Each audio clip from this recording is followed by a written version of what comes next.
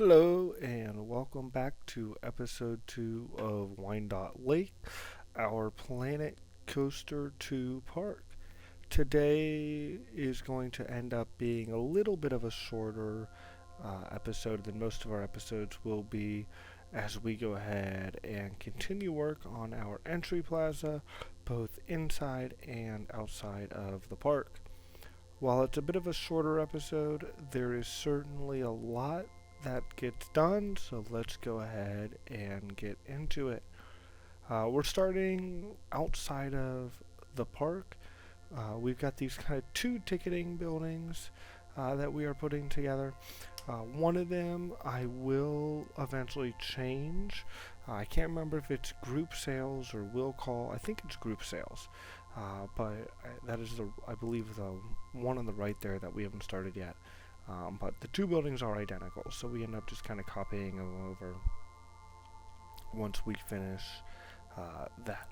Um, I really like the balanced feel uh, that the Plaza has. I'm really big when it comes to design on kind of making everything balanced and symmetrical, parallel, kind of whatever you want to call it there. And I actually think within this kind of plaza, it just looks so good. Um, so I'm really happy kind of how that comes out with. These little barriers, we've got these kind of little net barriers. They're open. Now we moved away. There we go.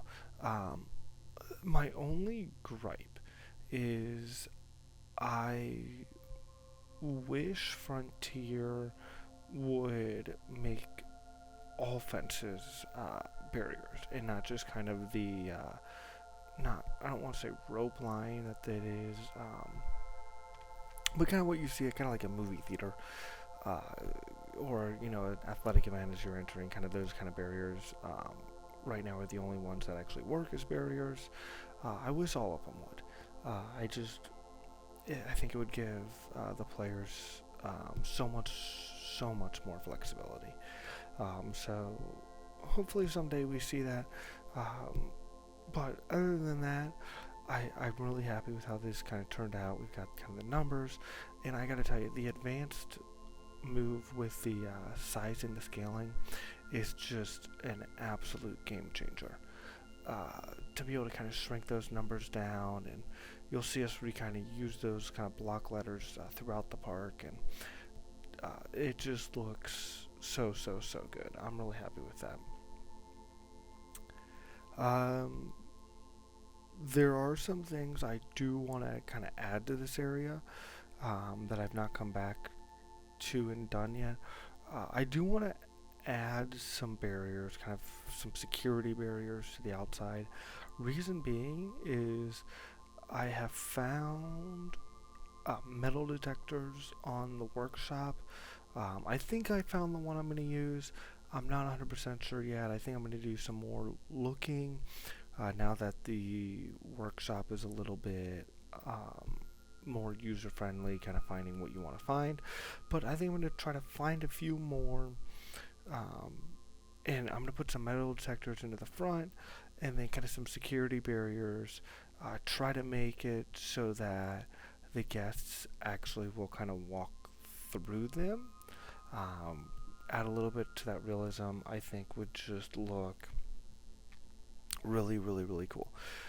Okay, so I don't remember if I did any of this in the last episode, but you're seeing me right now adding gutters into the park, and into the building here, I should say. And the reason being is it just adds a little bit more of that kind of realism feel to it. I really want everything in this park to feel just super realistic, including kind of the back areas. So we're gonna put in kind of some staff areas, right? And I want all those to kind of be hidden by foliage and fencing, and then have some gates that kind of block the entrance to those paths from the main area.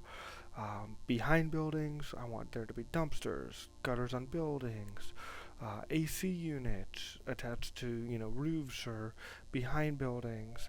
And then doors into buildings with signage. It's an administrative building, a maintenance building, whatever. Just add that little bit of realism, right? I think if you're going up on a roller coaster, you look off to the side and you see the back areas, and they're not clean. They're a little bit messy. They're a little bit dis- disheveled. I kind of want to have that look in there, just to kind of add to that element. And then also, and this is something I really would like for the game to add as well, but lockers for rides. I like it or not, that's a big thing in the theme park industry now. Whether or not they should be free or kind of how it is now is obviously hotly debated. But I think that'd be great to have, right? Even within a water park, it's a place you can store your belongings during the day, or if you don't come in your bathing suit, maybe you change once you get to the park. It's something you can store your dry clothes in, towels, whatever you need. And so we really want to have that realism. And the goal for this park is to kind of combine three elements. I want a uh, park that is kind of Disney level theming that brings with it the thrills of kind of a Cedar Point, kind of or like a big Six Flags park, with kind of the record-breaking thrill rides that are just kind of world class, but also incorporates the beauty that you would find in a Dollywood or a Busch Gardens park. Kind of bring all three of those elements together, but also not losing that realism at the same time. And we'll see kind of how realistic I can get the water park. I'm not really a water park fan. Admittedly, I used to work at a local water park, local pools. Um, did that for years, worked in concessions there, and have not been back to a pool slash water park since. And I think even when I worked there, I don't think I ever really went. Kind of one of those things where you don't really want to be where you work on your days off. Necessarily, so I don't know a ton about layouts and slides. So this will be an adventure as we kind of do the first part. So we're working on wrapping up. This is the last building outside the park, at least for right now. It is non-functional, and it is going to be a bathroom per se. We won't have a bathroom block in there because that'll just be kind of a waste of money. I don't think guests will really use it since it's outside the park. But it's going to have the signage that would indicate that it's a bathroom.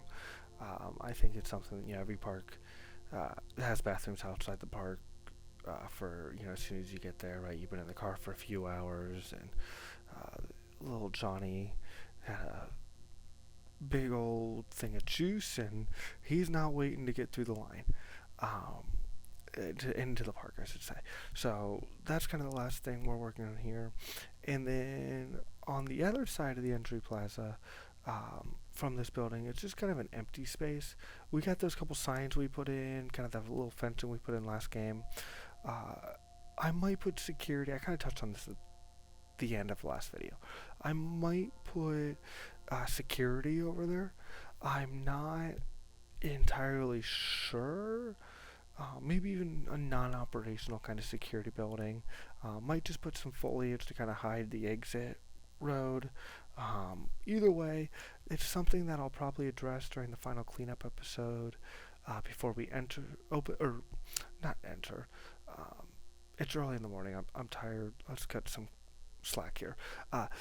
It'll be something I address during our final kind of cleanup episode before opening the park. That's the word I'm looking for. Because, there might be some things in some future updates as well that might fit a little bit better over there. So you can kind of see it here. We are starting to put in some foliage over here. The back side of this, right above where we're doing this is going to be kind of a big main staff area. It's actually probably where I'm going to end up putting our staff parking lot, at least until we build the dry park. I think once we put the dry park, it'll end up kind of becoming our administrative area, maintenance area maybe. But for right now, it's going to be our kind of parking lot eventually, I think. Um, but you can see we're putting in the fencing here, and then we're going to put in that foliage. Uh, we eventually will have our main parking lot, with kind of this shrub wall that you just right there. Uh, we'll kind of have that shrub wall in there. That'll kind of stretch all the way down and around the parking lot, kind of really emphasizing that foliage kind of look, and then the fencing around it. It drives me crazy when I see parks and it's just open along the edges. I don't want that, right? So I want it to really be fenced in, foliage, kind of just like it would be in real life, um, which is something that I just really want to go for. Um, yeah, so we've got this kind of guest services building that we're looking at here. This is inside the park now. It's another location where I might put security. I think I actually put TVs on the backside. I've got three things in here, and then that backside which has nothing on it. I'll put a wall in eventually, or not a wall, a door. And then I think I've got a couple TVs that actually have the Chief Beef logo on them, uh, because Chief Beef has kind of that security look. So I think I actually may have been thinking about putting in security. And this was recorded way back at the beginning of November, so can't really dive in too much into what I was thinking, but I think that was probably my thought. So this is the most likely kind of security hub per se. I think it'd be awesome if we could actually get like a security cubicle, even if it was like a designated, like you could designate your staff break areas for certain things, and you could just designate it as security. I think would just be super cool. Um, but we've got the couple dryers in here. So as you're leaving the park, oh no, I'm soaking wet and I don't want to get the car wet. I didn't bring a change of clothes. You can kind of dry off before heading out of the park. Um, what I don't know is if guests can have already entered or can enter the park having already purchased pool passes. I know that when they were coming out with the game, that was a big thing was, pool passes, and guests are going to have to purchase them to go in pools, and they can come into the park, but if they don't have a pool pass, they can't go in the pool. And so I don't know if free pools, which all our pools are going to be free, uh, and our pool pass is going to be free, they still need to buy pool passes, or if park admission's just enough. And the reason I bring this up is because we have one guest service location that sells pool passes at the front of this park. And it could get really busy if they do, in fact, still need to buy that pool pass.